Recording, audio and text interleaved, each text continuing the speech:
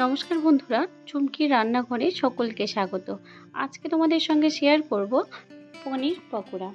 একদম রেস্টুরেন্টের স্টাইলে ঘরোয়া পদ্ধতিতে তৈরি করে নেব মুচমুচে পনির পকোড়া। তাহলে চলো এবার চটপট দেরি না করে রেসিপিটা দেখতে থাকো।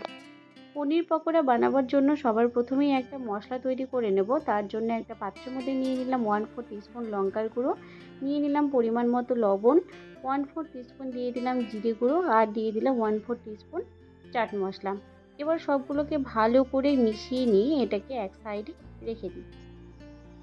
মশলাটাকে রেডি করে এক সাইডে রেখে দিয়েছি। আর এখানে আমি নিয়েছি 200 গ্রাম পরিমাণ পনিরটাকে এবার এইভাবে পাতলা পাতলা স্লাইস করে কেটে নেব।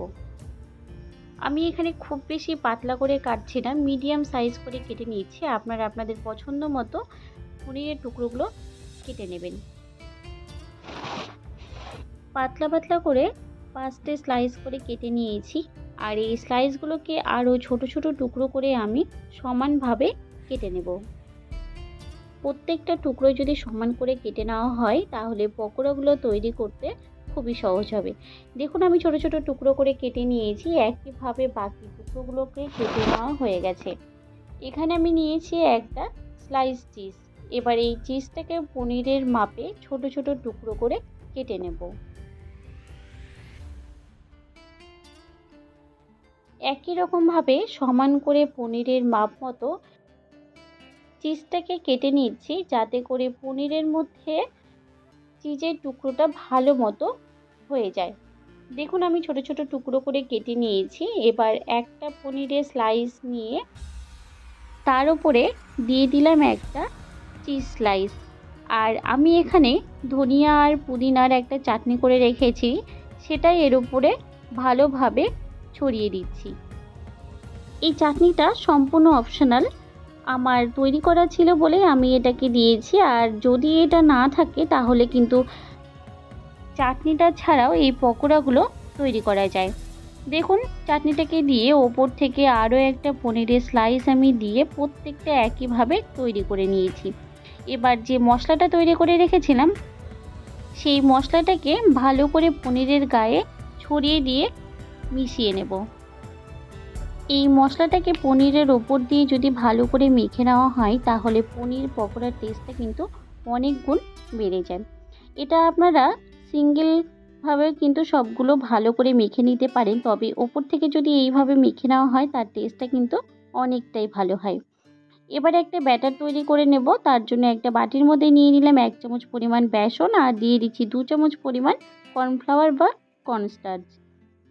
এবার সামান্য পরিমাণ লবণ ও জল দিয়ে একটা পাতলা ব্যাটার তৈরি করে নেব।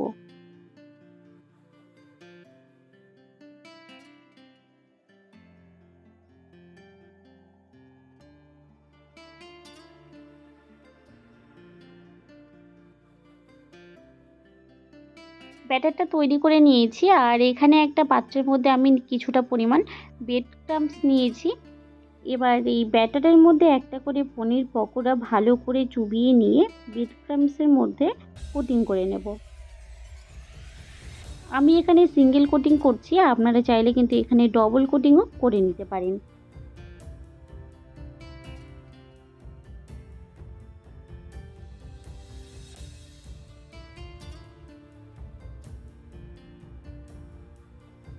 পনিরের টুকরোটাকে ভালো মতো কোটিং করে নিয়েছি।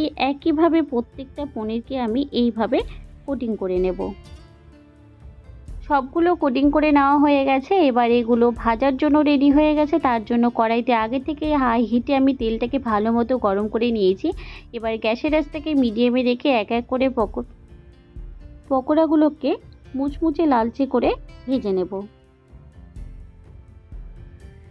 পকোড়াগুলো ভাজার সময় অবশ্যই গ্যাসের আঁচটাকে মিডিয়ামে রেখেই ভাজতে হবে। হাই হিটে যদি পকোড়াগুলো ভাজা হয় ওপর থেকে কিন্তু ভাজা হয়ে যাবে আর ভেতর থেকে একদমই কাঁচা থেকে যাবে, আর খেতে কিন্তু একদম ভালো লাগবে না। একটু সময় ধরে পকোড়াগুলোকে আমি লালচে করে ভেজে নিচ্ছি। দেখুন পকোড়াগুলো একদম লালচে ব্রাউন কালার হয়ে গেছে। এবার তেল থেকে তুলে একটা পাত্রের মধ্যে রেখে দিচ্ছি। একইভাবে আরও বাকি যে পকোড়াগুলো আছে সেগুলোকে ভেজে একটা পাত্রের মধ্যে সার্ভ করে আপনাদেরকে দেখিয়ে দিচ্ছি কতটা লোভনীয় ও মুচমুচে হয়েছে।